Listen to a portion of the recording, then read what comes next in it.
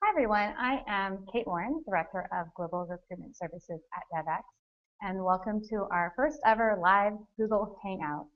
In an effort to connect more with our audience, we thought this could be a fun and dynamic way to answer some of your questions about working in international development. So for our first ever, but we hope to be a regular series of these Hangouts, we decided to concentrate the theme around transitioning to a development career. So we frequently get questions from professionals who are looking to leverage their skills or their current careers to working in development and really need advice and steps on how to make the change. So we received a lot of questions from you guys through email and Twitter and on our Google Hangout page, so really appreciate sending in all of those questions in advance. If you do have questions during the Hangout, my colleague will be moderating those and sending some over to me, so you can tweet them at Devex Careers or post them to the Google Plus page, and we'll be able to answer some of those live. But to get started, I do have plenty of questions you already sent. So the first one is from someone who emailed and said, I am currently working for an international agriculture company heading the CSR department.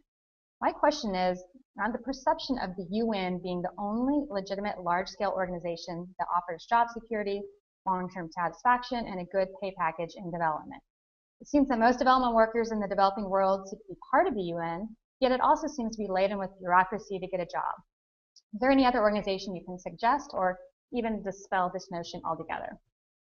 So one thing I will definitely agree, the UN system can be very bureaucratic to get into. If you imagine that they have thousands and thousands of employees, different countries that have their own standards and say on how they think that they should hire. So it can be a very complex organization to try to enter. It's not only bureaucratic trying to get a job at the UN, it can also be a very bureaucratic place to work. So one thing to think about is whether or not that is the kind of work environment you really thrive in. So there's a lot of different kinds of organizations you work in within international development. UN is one, and there are a lot of opportunities, but the bureaucracy tends to follow you throughout your career there. And some people really like that. You have more predictability, things are very transparent, yet it can sometimes stifle creativity, innovation. So think about kind of what you're looking for when you're trying to hone in on the organizations that best fit you. So NGOs and consulting firms, there are a lot of opportunities with these groups, and they tend to be doing more on-ground work than sometimes the UN agencies. So these are groups implementing projects on behalf of donors typically, so a bilateral or multilateral donor. Some of these organizations work with the UN and get funding from the UN, so it's kind of another way to work with the UN organizations.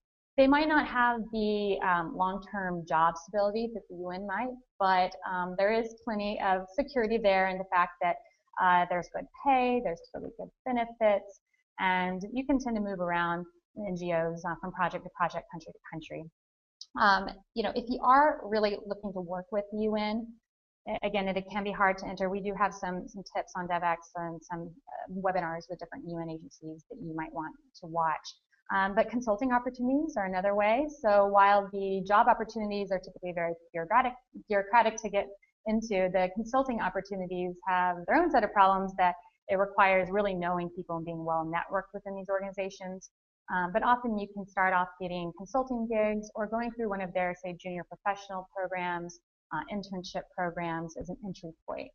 These large institutions like the UN, they like to hire people that understand how their bureaucracy works and how that institution works.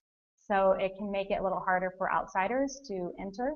So any way that you can get some experience either through a NGO that partners with UN or through consulting or internship opportunities can kind of help bypass that hurdle.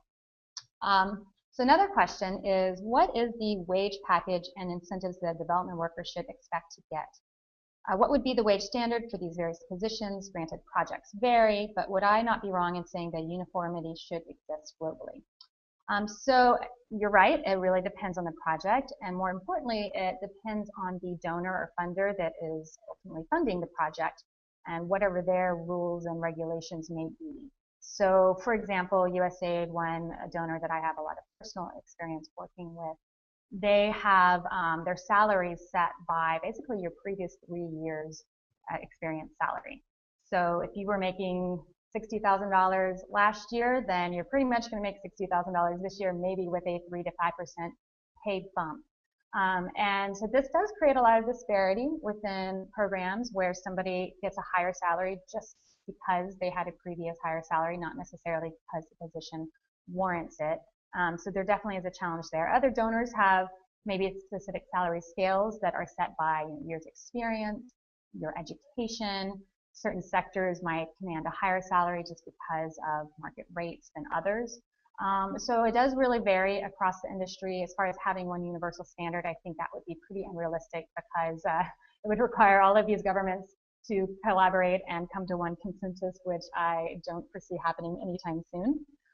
But one tip is we do on Devex, we have a series called Salary Spotlight. So if you have a career account with us, we are interviewing people in the field, finding out what they're making, what their benefits are, and giving you kind of a glimpse at what you could expect in specific countries and specific roles and career levels, because it can be hard to figure that out sometimes.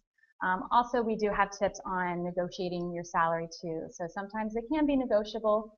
Sometimes they're very set by the donor. So again, it can vary depending on the position. So somebody else asked, what are the proper ways to apply to jobs on Devex? So this person, I think, had a little bit of confusion, and so I just thought I'd take this opportunity to clear that up. When you are applying to jobs on Devex, the employers are coming to our job board and they're posting their vacancies themselves, and they can choose to either have applicants apply through Devex, through our platform, and review those applications through our website, or they can direct you to apply through their own website. So you might get directed to do different places depending on how the employer posted the job and where they want those applicants to apply.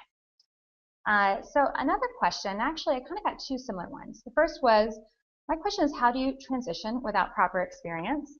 And the second was, my biggest doubt is, one needs field experience to get a job in global development, but how can we get it if all the positions demand previous experience? So this is the classic chicken and egg question that many aspiring development professionals confront.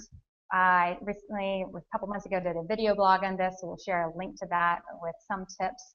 But a few options. One very popular one is to start with volunteering. So volunteering can be a great way to get that experience without any previous experience, particularly in the field. There are numerous volunteer organizations. Some might be supported by your home country. There's different international organizations, local organizations.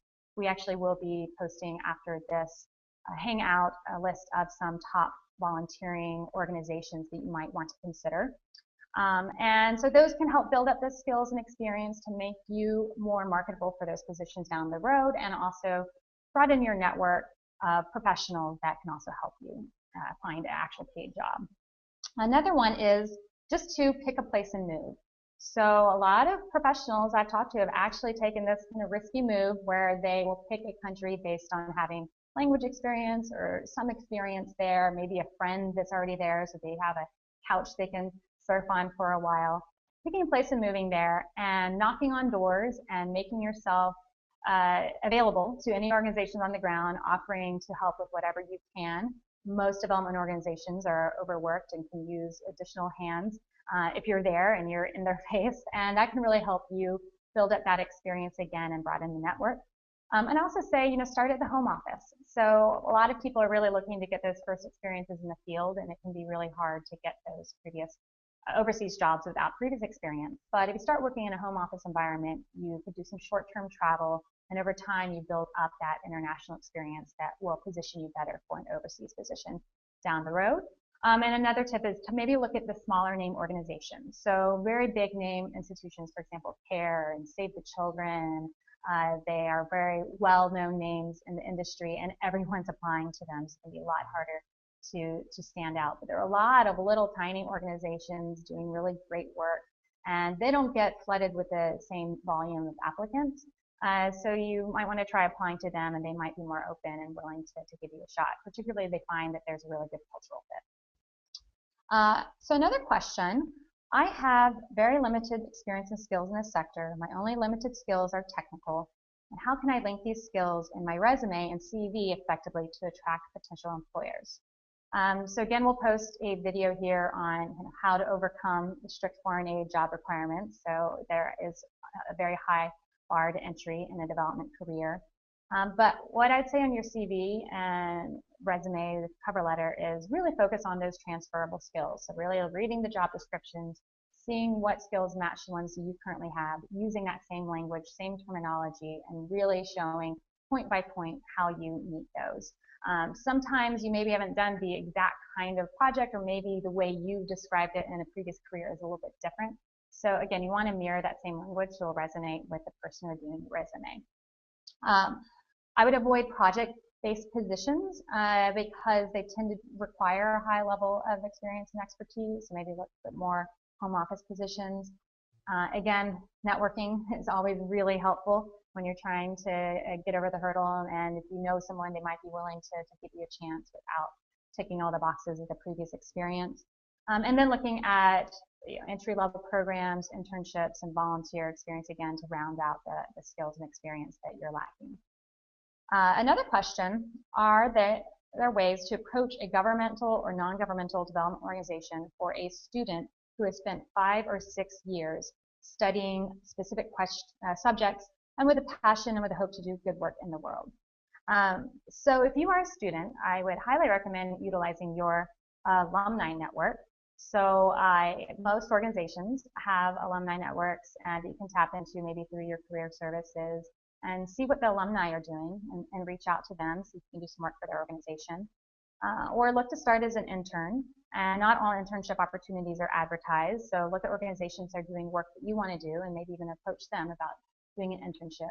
If you do, be very focused on what you can provide to them, maybe suggesting specific projects or research projects that you can do, so they're not having to twiddle their thumbs and think about what are they going to do with this intern and become more of a headache to manage than not having you.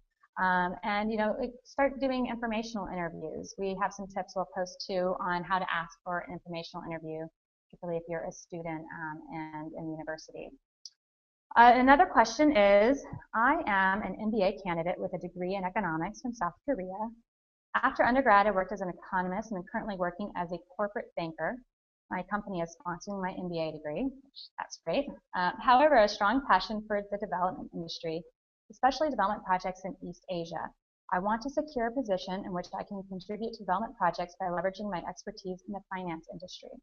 To achieve that goal, I would like to join the World Bank, Asian Development Bank, or UN. I would like to get an opportunity for an internship with one of these organizations or understand more deeply inside the organization to get a permanent job there. So can you give me some advice? So these do sound like good organizations for you to be looking at, given your finance background, particularly Asian Development Bank, since they concentrate their work in Asia.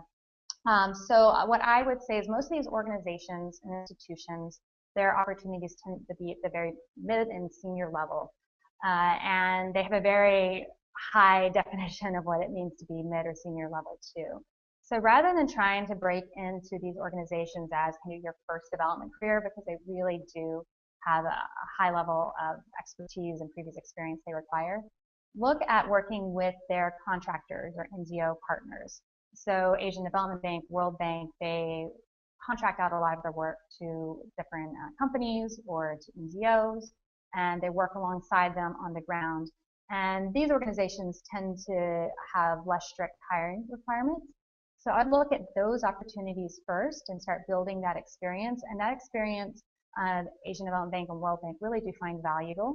It also will give you more contacts within the organization, which really helps, and a deeper, better understanding of their work, how they do it, what skills they value, so you kind of know what to work on your own skills, and will just better position you to be a strong candidate maybe 5-10 years down the line when you really do have the experience that is required of working with one of these large institutions. You could also look at entering through a junior professional program. Those are very competitive with limited opportunities, but if you don't have a certain level of experience, that's typically the only way to enter one of these organizations. We do have a webinar on working with World Bank with one of the recruiters, and a lot of articles on working with Asian Development Bank. So I encourage you to check those out on devex.com. Another question is from an attorney. It says, I'm an attorney practicing in the field of anti-corruption investigations and compliance for the last 8 years. in the private law firm setting. How can I position myself for a development career? What types of positions would be suitable for my background, and where should I be looking? So this is a background that is very suitable for an international development career. A lot of rule of law work is fighting corruption. So within the development context, there's kind of a couple ways they might do that. One is through providing training. So rather than you actually going and doing investigations into corruption overseas, it's maybe training their anti-corruption officers on best practices. So any experience that you can get on providing training or training of trainers will be highly valuable and transferable in addition to your technical expertise. So if you can do that even domestically or through pro bono work, that would be worthwhile to pursue. The other would be doing more technical assistance, maybe designing compliance programs. So again, sometimes you can start doing this in pro bono work. So look at those opportunities to build up your resume and then be more marketable for them overseas. But from my perspective, your experience sounds like it's one that's very easily transferable to development and could probably be pretty easy for you to do as long as you get some of that global experience or some of that training experience. We do actually on Devex have an article on career opportunities in development for lawyers. So my colleagues have posted that on the Google Plus page for you to read should you be interested. Another question was, I would like to work for an ethical manufacturer with operations in a developing country. Can you recommend companies that employ remote workers and international business development roles? I live in France and currently am not able to relocate. So I thought this was a good question to highlight because sometimes I think there can be a misconception, misunderstanding of what really is an international development position. So doing business development for a manufacturer wouldn't really fall under the global development industry, while manufacturers can definitely play a role in development. I'd be thinking about growing economies and working on supply chains. But typically, a global development career is defined by one where you're working on projects and programs that were funded by a multilateral or bilateral donor. So thinking of the UN agencies, World Bank, DFID from UK, AUSAID from Australia, USAID from US, European Commission from Europe, and they're funding these projects to improve living conditions, alleviate poverty, and really working on those from that lens. So while the definition of global development is changing, particularly as there's more private sector involvement in development, that typically is the definition. So, sometimes people think they might want to work in a global development career, but I think it's important to truly understand how do we define that, what that means, and it could be maybe a different career that you really are interested in working in. So another question is, what is key to write in the cover letter? Your professional experience or your personal characteristics? I mean, what cannot be found in your CV? So this is an excellent question. We'll actually post a link for an article we have on writing a cover letter for international development positions with some tips for you. But a few quick ones is that a cover letter really is an opportunity to elaborate on some of those softer skills that might be required in a position that are harder to really frame within a CV format, where it's more focused on kind of outputs and accomplishments.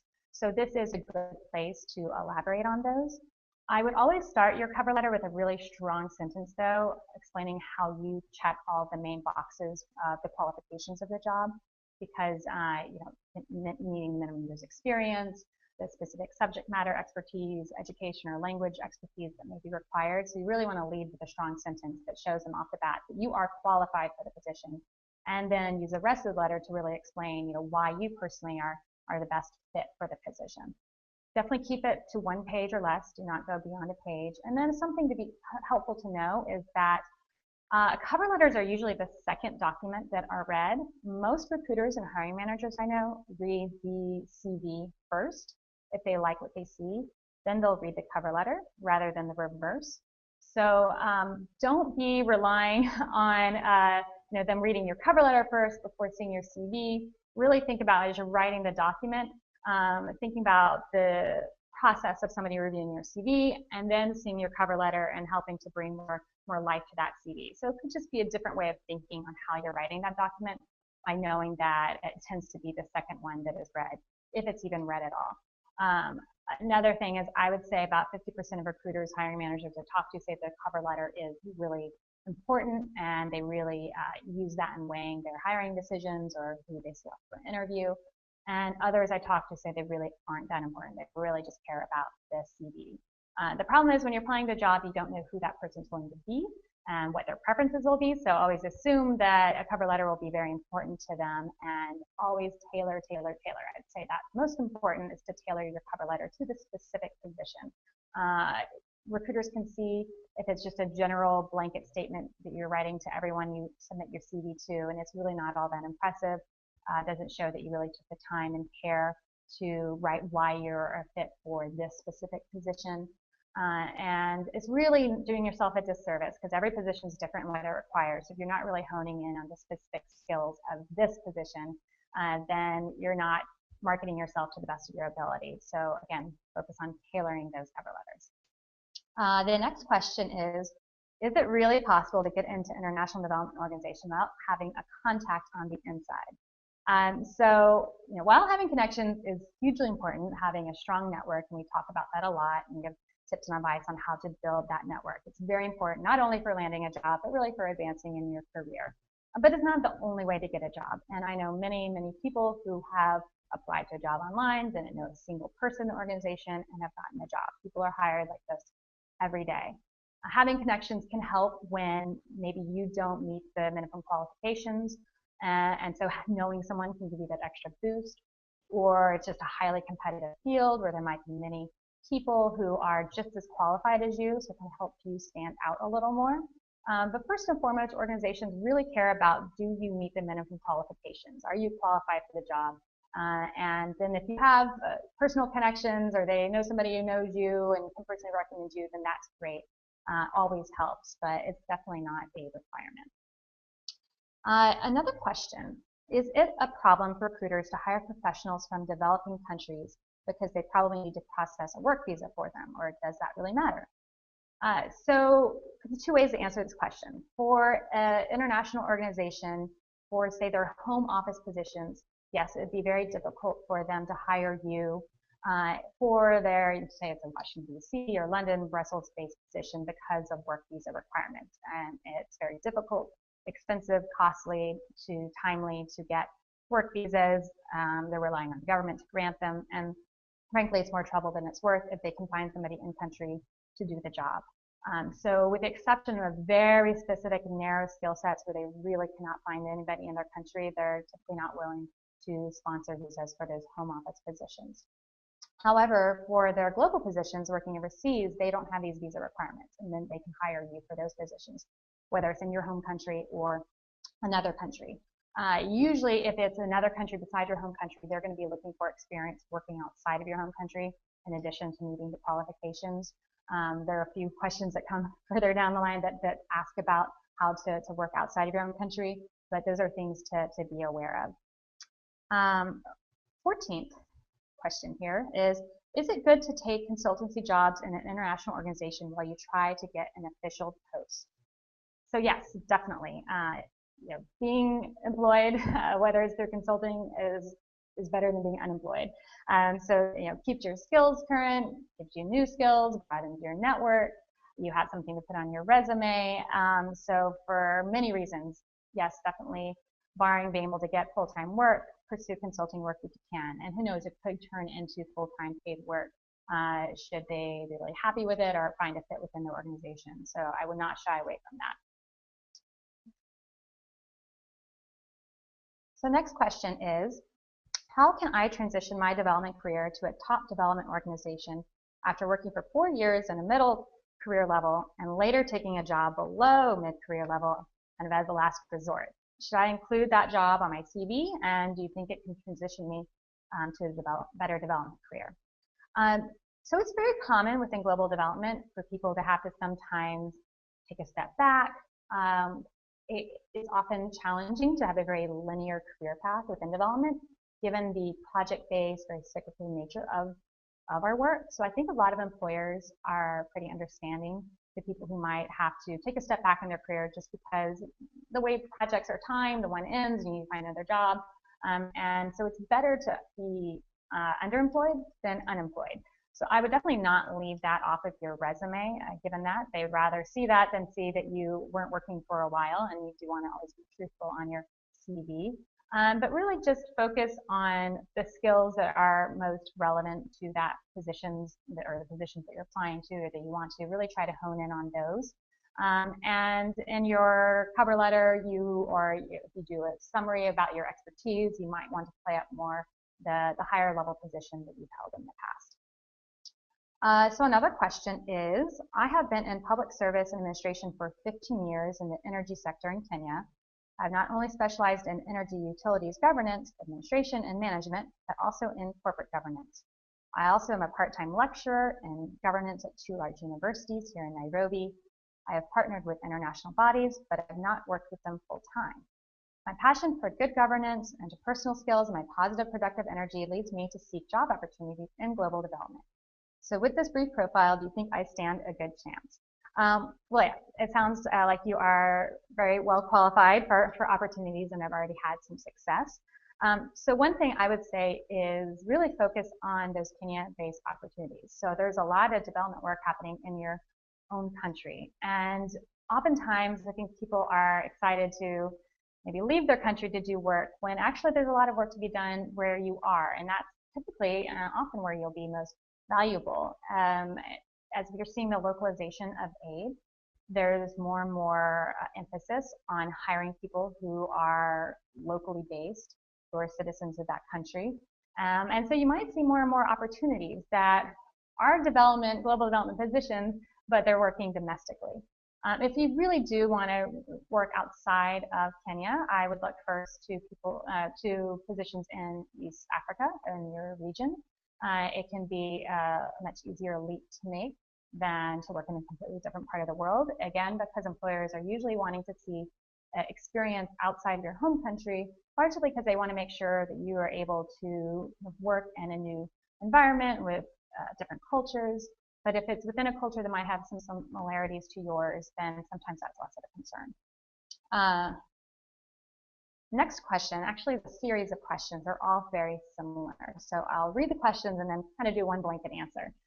One is, I have developed a career profile worthy for global opportunities. I have a master's degree, trained as professional M&E specialist, professional health service planner, and manager. I've worked with a few local NGOs at senior management levels, participated in international and local deliberations.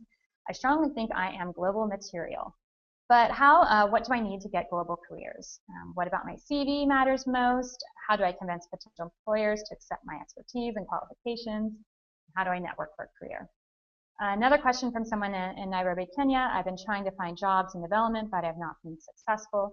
I completed my master's in the UK with a degree in globalization and development, but it's always been really difficult to find jobs in my field, so I settled for banking. My passion has always been to work in the development world. I sure would do with a lot of your help as I currently explore the market. And the other question, third in this series, I have development work experience for 5 years in Bangladesh, but have no working experience in other countries. So as a dedicated development professional, I would like to develop my international career. I'm very interested to get a job in Afghanistan as a starting point. Can you give me any advice?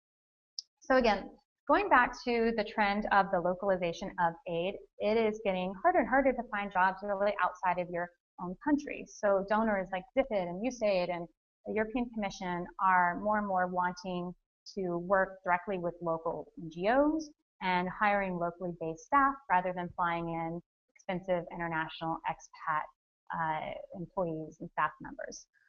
If you think about it, it's much more cost effective. Why pay to fly somebody in? Somebody might be paid at a much higher salary scale. You have to give them lots of different benefits. And they don't even really understand the local culture as well as somebody who is actually from that country. You're also investing in capacity building and people who will soon flee the country or leave the country for another position rather than investing in people who are there for the long haul. So there's many, many reasons why hiring people who are locally based versus bringing in an international candidate are preferable. So I would think about, what is really motivating you to do development work? Is it that you really want to live abroad and get exposed to new cultures and that's really excites you? Or is it that you really want to make an impact on the world? And if it's that you really are wanting to make the most impact, I would really encourage you, if you are from one of these recipient countries, to really look at staying within your own country. You're going to see more and more opportunities available, again, as donors and NGOs and consulting firms are increasingly looking to hire people locally versus bring in expats.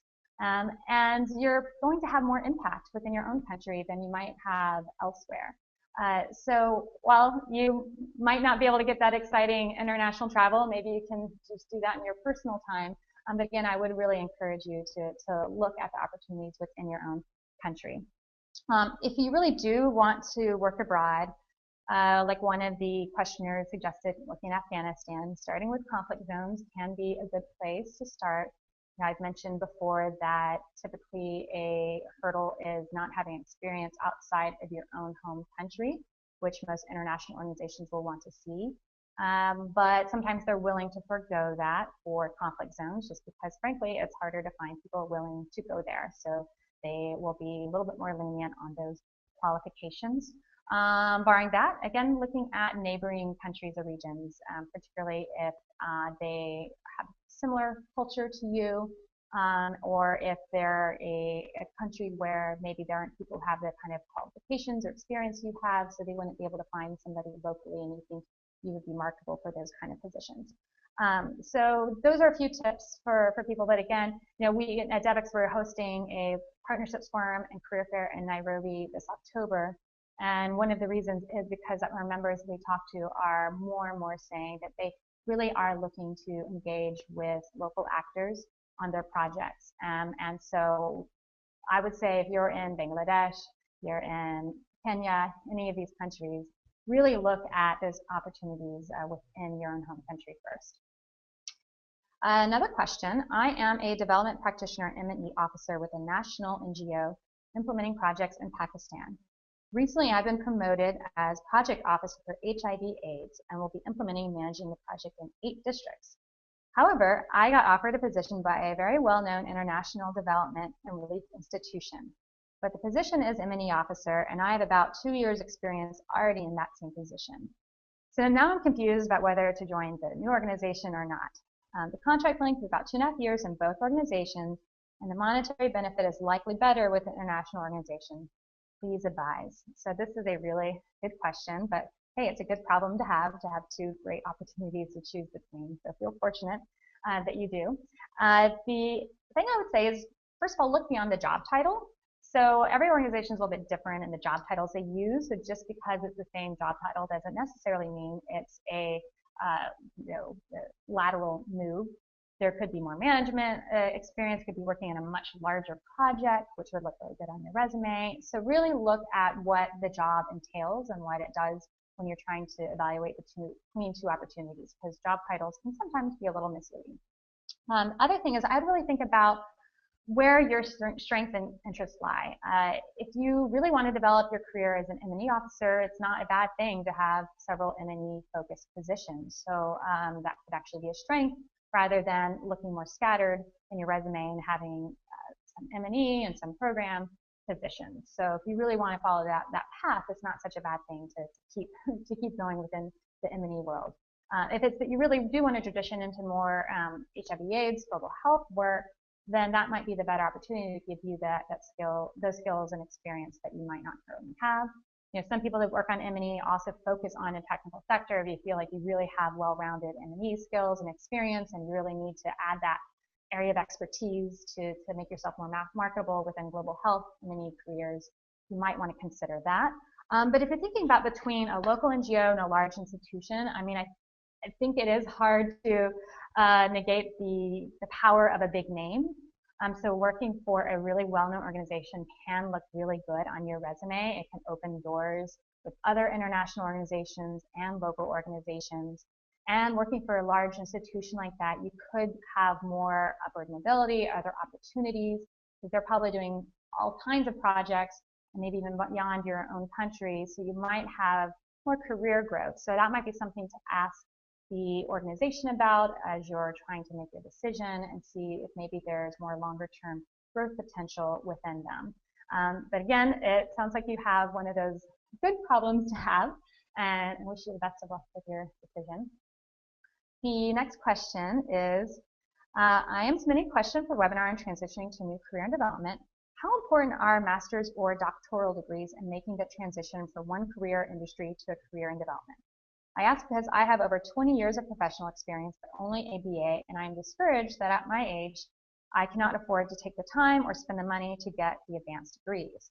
I have seen positions advertised for which I think it could be a fit, yet the graduate degree issue seems to dash my hopes. Any advice? So first, true that in global development, education can really matter more so than other industries. They really do value high level of education and expertise and knowledge. But with that being said, experience always trumps education. Every recruiter, hiring manager I've talked to would rather have the experience than the education. So that first and foremost is the most important. Now, where you'll run into problems is when there's a project funded by a specific donor that will have maybe a hard requirement that you have to have a master's degree. And the implementing organization, they really don't have flexibility around that. And it can be frustrating for them, frustrating for you. Those are often positions that maybe at the proposal stage or directly project funded positions in the field. But you kind of don't know that when you're applying to a job. So if you really feel like you meet the other qualification, have experience, I would apply anyway. A lot of donors do allow for lack of a credential to be made up for years of experience. So for example, a donor might say this person needs to have 15 years experience or a master's, but if they have 20 years experience, we can forego the master's. So you might be able to make up for that lack of degree with your experience there.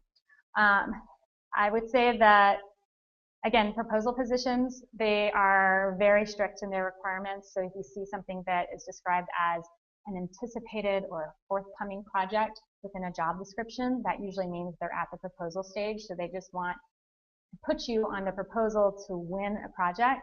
And because their chances of winning the project will be contingent on whether or not you fit all those qualifications, they're probably not going to be willing to make that risk. But if there already is a funded project, that's not as much of an issue. So I would still go ahead and apply anyway. Next question is, I have a couple of years experience in the development field, and I'm looking for a job for about 7 months, and I get that I am overqualified for the position. So what are your thoughts about it, and how can I find a job in the NGO sector, as that is my background? So again, this is another problem that people run into. So while some people don't have the minimum qualifications or underqualified, there's some people that frequently hear that they're overqualified. And I did a blog post on this recently on what to do if you are overqualified for a position that we'll post a link to. But in that blog post, I talked about some of the reasons why an employer might be hesitant to hire you if they do think that you are overqualified. One of those being salary expectations not being in line with what they can pay, your expectations of the role not being in line with what the reality of it is. So you're being afraid that maybe you will come in and be easily disgruntled with the level of work and feel frustrated and leave.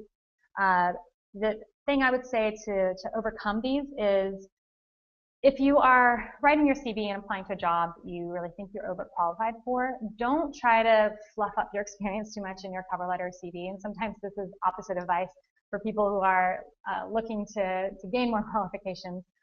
But you don't want to try to make your previous experience look as impressive as it can be if you think it's going to come off as, well, they're way overqualified for the position. So really think about your experience and how it relates to this job. And if you had some administrative tasks part of your previous work experience, and maybe in addition to some other managerial tasks, that you're applying for a job that's more administrative focus, focus on those skills in your CV. So again, sometimes it's a little bit different advice than somebody who is trying to make them sound as impressive as they can. You might want to downplay that a little bit when you're applying to a job. I'd also say, and I'm typically very against objectivist statements on resumes and CVs. I usually find that they don't add much value and just take away what is prime real estate on your resume. But in the case of people who are sometimes transitioning to a career or overqualified, and it might be very confusing to recruiters to why are they applying to this position? Doesn't seem like they would be a fit or they'd be overqualified.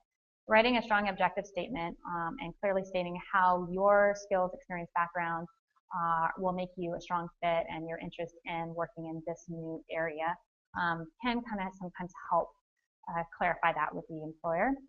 And I would say that if you get to an interview stage or even a cover letter, sometimes confront these and address these concerns head on. So I think they're going to be concerned about salary expectations. Make sure they know that your salary expectations are in line with the role, or your expectations of what the role entails are in line with what is advertised. So again, it's just kind of confronting that head on. So we have another question that came in from Twitter. It says, is the chance of getting a global dev job without a dev-related degree diminished even if you have experience? So getting a development-related degree is an interesting question, because I don't know if there is any one specific development-related degree. There are degrees in international relations, international development, but actually more and more I'm finding that having a specific technical degree can be more valuable than having a general international development degree. Experience in the field will trump that any day, but sometimes they do really require you have, for example, an MPH, or maybe a degree in engineering. And more development positions are very specialized with a high level of technical expertise, where it'd be much more valuable to have a degree in one of those technical areas than a general international development degree. So I would definitely say that not having the degree does not preclude you from opportunities. If you already have a master's degree too, sometimes it's really just checking a box on those qualifications, even if they're not directly related to development. Again, it's the experience that really matters. So if you can check the box with the degrees that you have, your time, effort, and money is usually better spent investing in getting more real on-the-ground experience than it is in getting additional degrees. The next one is from the Google Plus page, and it says, how do I change to global development? Go to university again, online courses, on-the-job training, do I work at home? I live in Zambia, so how do I qualify for these jobs? So there's many ways to go about it, and we've outlined a few of them today. First, I would just look at the job opportunities that are out there. So Devex.com is a great place to start on our job board, and just get a lay of the land. See what kinds of positions are there, where they're located, what kind of skills and requirements they have, what are the qualifications, and think about your strengths and your skills and experiences, and where you see synergies and where you can see a fit. You might not have all of them, but at least if you have some, it'll be a good entry point. And then look to see where those skill gaps are. Maybe it's that you do need to go back and get a certification or a degree, or maybe it's you need to spend a few years volunteering in the field. Maybe it is you need to work on projects within your own home country, or working within the home office of an organization. So really doing your research on what are the opportunities out there, what are the ones I'm interested in, what skills do I currently have, and what skills do I need, can kind of help you map out your next steps and where you should be focusing your energy. And again, if you are based in Zambia, I would encourage you to look at opportunities within your home country first before looking elsewhere. Another question is, I transitioned from USG to US government work to working security for a couple of NGOs in Africa. It was hard to do. Then impossible to do anything else for NGOs. Maybe speak on how not to get pigeonholed. Also, those of us in middle life career who may not care about the big money, but just want to serve well and be compensated. And lastly, any thoughts on aid worker burnout? So these are great comments and questions. I would say, as far as not getting pigeonholed, always be thinking 2 steps ahead in your career. And it can be hard to go from A to Z in one job move. So if you are looking, again, 2 steps ahead, when you're looking at development careers, look at doing transition roles, as I would call them. So you see what skills you have, the experience you have, find some jobs that match up with those skills and experience, and look at what skills you need to get the jobs that you really are interested in. And try to find those jobs that have a mixture of your current skills, but will also give you at least a couple of new skills or experiences. So as long as you have some of that experience, you should be in a decent position to land one of those jobs. And as long as you can get a couple new skills and be really strategic about that to better position you to eventually be marketable for the positions you do want. So sometimes it might take 2 or 3 different job changes where you're kind of tacking your way to where you want to be. It's hard to orchestrate just because the job market, you can't necessarily determine what jobs are available and what you get hired for.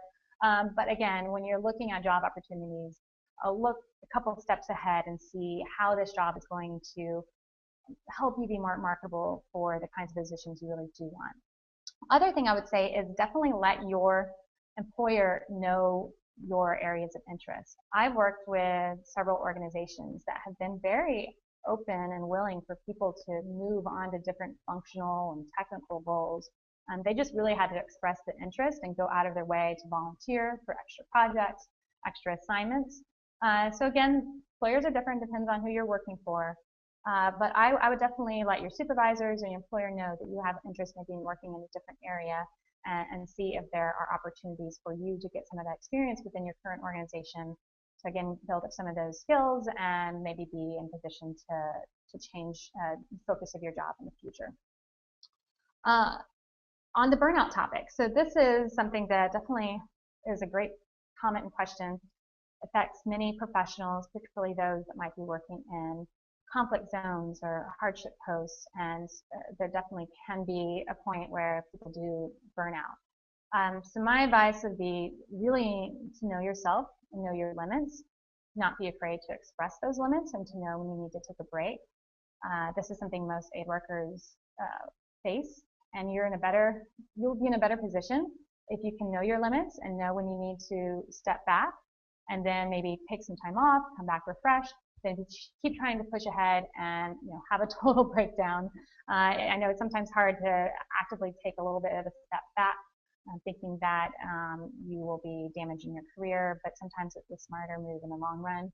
Also, some organizations do provide support for their employees. It tends to be the large organizations that have more of capacity and funding to do so. But don't be afraid to reach out to your fellow aid workers. We see a lot of great discussions on our LinkedIn discussion group, the Devex one, and people are always willing to help out. So throughout, you're having a challenge and see how other people are dealing with it. And this really is a community where there's so many people that are maybe going through the same experience as you. So don't be afraid to rely on and lean on that community. Another question. I put in 2.5 years in Central and South America working for almost nothing. I got very good concrete results. After you've paid your dues, how do you turn that into a real job? So this is a challenge of people who go and do volunteer work or internships, and they're really hoping that is going to be the ticket to get a full-time paid job, yet they're still running up against walls. And a lot of people are in your same shoes. The development is a competitive career. A lot of people want to work in this space, so there's not as many opportunities as there are people who want to work here.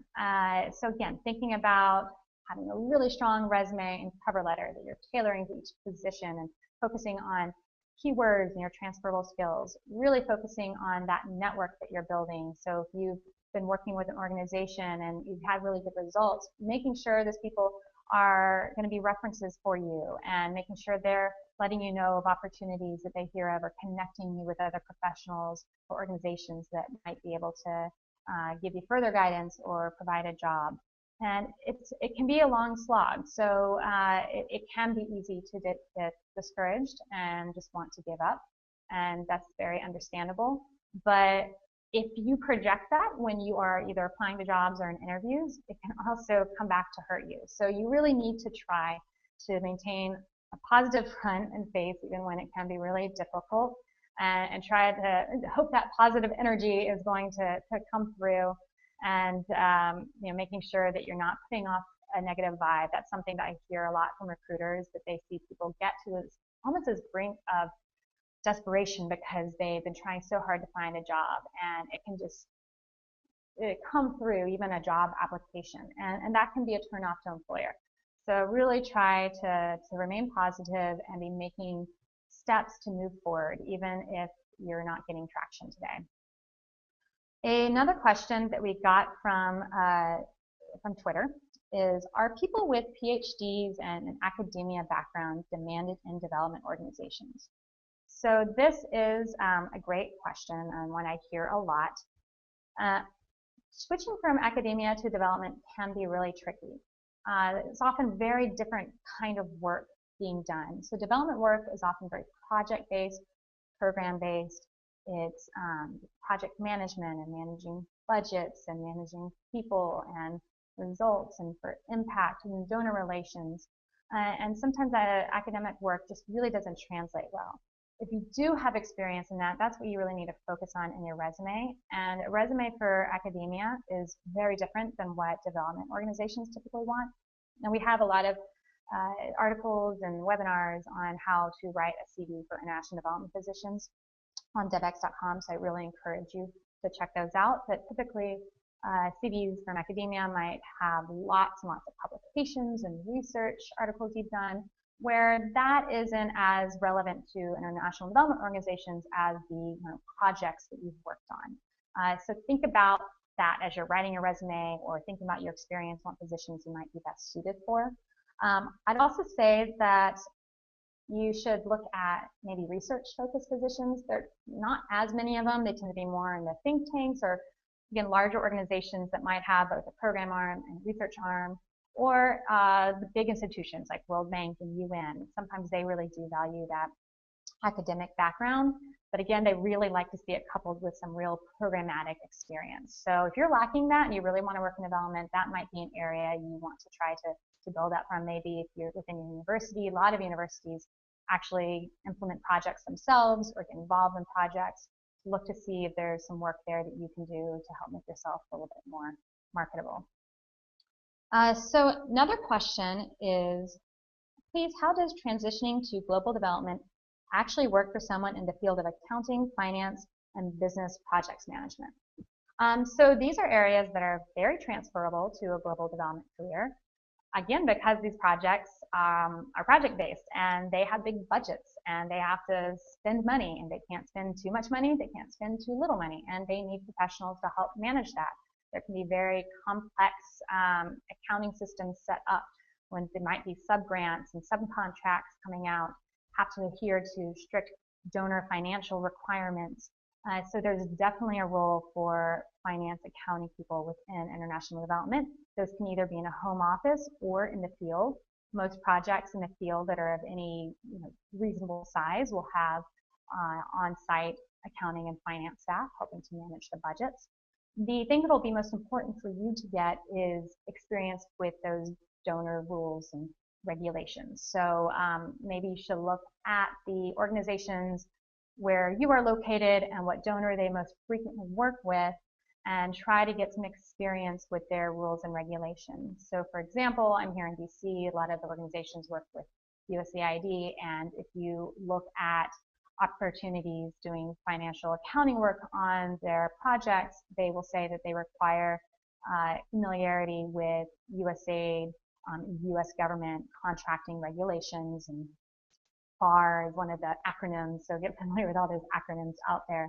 And it can be really hard to get one of these jobs without that previous experience, so it might be worth investing in some additional trainings or certification in order to make yourself really marketable. But it is a very transferable skill to have. So a good question that came in from Twitter was, while selecting candidates, what do you consider the most between skills, motivation, and recommendations? So this is an interesting question. So my feeling is that skills wins hand down and the most important. And most recruiters and hiring managers I talk to, that is first and foremost the most important. Do you meet the minimum skills and requirements for the position? Again, this is often passed down from the donors, but this is very complex work these organizations are doing. They really want people that have succeeded doing that work before. They really aren't built up to be able to manage risk and take a risk on somebody who hasn't done that kind of work before. So that's really first and foremost what they care about. Second, I would say would be the recommendations. So they do want to see that you have performed well and that people who worked with you would recommend you. The success of a project can so hinge on the quality of the staff that if they don't have top performers working on those projects, it can really impact the results of a large development intervention. And so it's really important for them to have people who not only have the proven skills, but also have proven that they are successful in working in the context, for example, working in maybe it's a conflict zone or just in a developing country in general. Third, I would say, is the motivation. And I think a lot of people focus on their motivation applying to the job, and typically that's when they don't necessarily have the right skills, so they really focus on how they are very motivated to work in this space.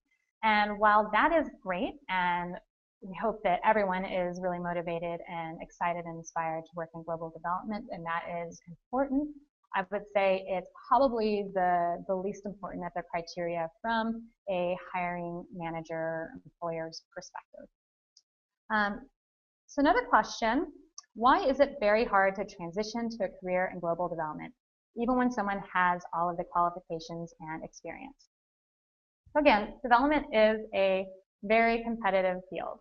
A lot of people want to work in this space. So even if you have the qualifications, you might be one of many people applying for a job. And given the networking and other contacts people might have, sometimes it can be hard to get noticed. We have a lot of tips on Devex about how you can write a strong resume and cover letter and tips you can do to get noticed by employers, but it's just a reality of working in this industry. It is very competitive. There's also very specific, narrow areas of expertise that a lot of these positions require that there might only be, for some of them, a handful of people out there that even would fit. And this can be frustrating for recruiters and hiring managers too. But sometimes it's just waiting for the stars to align for that one position that has that specific profile that you fit to open up and for you to find it and you to find each other. So it can be really frustrating in that sense when you're a really highly qualified person, but you're just not seeing the opportunities and match your qualifications out there, and you might just kind of have to wait until the right one comes along. And in the meantime, try to do consulting work or other kind of work, stay employed, and maybe gain new skills and experiences. So let's see, I think we have any more questions here? I think we are wrapped up. So thank you so much for all of you who sent in questions for us today. We will have the recorded video of this on our YouTube channel. I also encourage you to subscribe to our YouTube channel. We are constantly putting out new videos giving career advice. We'll be doing interviews with different professionals and recruiters, employers, and so all of the really exciting video content we're producing here at Devex you can see on our YouTube channel. I encourage you to subscribe. And we hope to make this again a regular series. So if you have suggestions for other topic areas or other questions, please let us know. And if you have any other career development questions, please tweet me at Devex Careers. Again, thank you for joining me today, and I look forward to talking to you again soon.